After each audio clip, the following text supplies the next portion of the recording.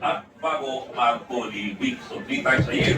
Kung nag-break ang Kongreso para sa undas noong October 3, $1.5 billion Ano kaya name mo, Mr. sa bawat Mr. What's your name? Pero siyempre naman yan sa kasagsagan ng botohan para sa 2026 yung appropriations bill na ginawa rin noong October. Gusto Ang ko sunod na mag-beach. bulot ay dapat itong magpapasko na ayon kay Chaco ay hindi daw niya magpapasko. Pero ito na marahil ang dahilan kung bakit na Christmas bonus celebration na binibigay niya yan bago mag-Christmas break. Mga Congressman, magkano? Naglalaro rin daw yan sa mga 1.5 billion pesos more or less. Tinong namin sa Congressman Chaco kung para sa itong break bonus ng mga Congressman. Ayon sa kanya, ito na po ang paliwanag sa kanya nung bago pa sa Congressman 2010. Pag nag-recess daw kasi ang Kongreso, ito sa pagmalitis dito ang mga Congressman. Ang pera tao, pag-gamit ng mga Congressman sa Chinese kanilang mga dito. Tapos may voucher na pinakapipahas ng Congressman, sabay abot po ng seke. Sa madaling sabi, hindi po ganun kalinaw kung para saan itong mga break bonus at kung saan bahagi ng House budget ito nanggagaling. Pero ito ang talagang malinaw. Itong mga bonus na ito ay hindi po subject to liquidation. Walang kailangan mga resibo, walang kailangan mga pasulay kung saan ito ginastos. Basta pirmahan ang voucher at tanggapin ang cheque. Sa madaling salita, maaaring gamitin ito ng Congressman para sa ikabubuti ng kanyang constituency dito o di kaya sa ikabubuti ng kanyang sariling bulsa.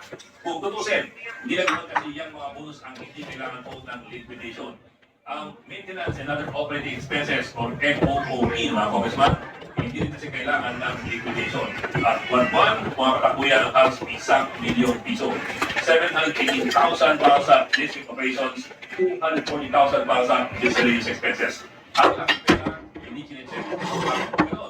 Taong 2011, pinasa ng 15th Congress ang Senate Request Resolution number 10. Talagang hindi na kailangan ng ng COA ang pag-ipinig ng mga MOOE na mga mambabatas. Ang kailangan lamang ay isang sertifikasyon mula sa mambabatas na nagamit sa tama ang pera ng MOOE. Bakit? Dahil ito naman daw ang dati ng kalakaran na ginagawa na lang nilang formal. Kaya ang ginigipin ni Chaco, maging mas prangka ang Kongreso at aminin ang pagtanggap itong pera. Pero higit sa lahat, kailangan din ang mas naigpit at masilat ng mga patakaran sa paggamit itong pera ng bayan na makipatuloy itong patakaran ng liquidation by certification. Lubos-lubos pa talaga ang tiwala natin sa ating mga mamabatas. Lalo na para sa mga politiko na alas naway ang mga kapuhunan, away lang din ba ang ating pangatawaran? Nakahanda ang makabayan ba mula kay Rojo ng pagkakang Congressman laban kay Vice President Sara Duterte kapag pasa na ang one-year ban sa susunod na buwan. Ayon kay Acting President Representative Antonio Dino, posibleng itong isang paulit at mas patitibayin pa kasunod ng revelasyon ng whistleblower na sila ni Madriaga. Sinupang sila isa inilit ni Madriaga na siya umiro ang Batman ng PC. Gamit din ito sa droga at luto ang mga ng kampanya ni Tiki Sara noong 2022. Lalo naman ang inilit ng PC na wala siyang personal na relasyon kay Madriaga. Gusto lang umibong titilan ang posibleng pagtakbo niya sa 2028 presidential elections. Napitakbali ng gas ng mga pulis ang isa sa mga suspects sa pagpapasakot ng granada sa Mahalang, Cotabato. Isang granada sa gitna ng mga nanonood ng fireworks display noong sa lubong ng bagong taon. Aliyan sa front ay balita si Bill Montalvo ng News 5 Mindanao. Napatay sa hot pursuit operation ngayon ang isa sa mga suspect na nagpasabog kahapon ng granada sa Mahalang, Cotabato. Kinilala ang 42 taong gulang na suspect na si Hamad Ansa. Isinugod pa raw si Ansa sa ospital pero namatay rin na naulan. Naripogan kay Ansa ang isang .45 caliber na baril at 4 na pasyon ng bala. Nakuha rin ang 3 pasyon ng bala mula sa M16 rifle. Isa si Ansa sa 2 suspect na naghangis sa karagay sa barangay Karapitan habang sinasalubong ang bagong taon. Nasa 2 ang nasabugan kapila ang siyam na minor kay edad.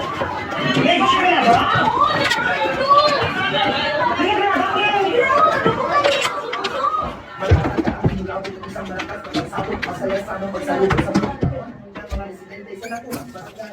Ang lalaking ito nagkausap na sa muka, tutuan.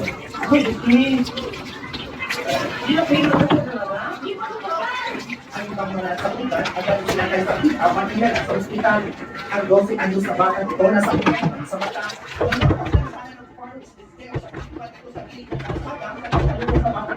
Nang bigla siya nakita ng granada na hindi magkikilalang white. Ang makikita din dito ang bakas ng pagsabog at nagkalat din ang mga dulo sa paligid. Nabasag naman ang salamin sa loob ng tindahan na ito dahil sa lakas ng pagsabog. Ayon sa mga otoridad, sindikato pa ng mga suspect. Actually, ito sa amin na palakas na sa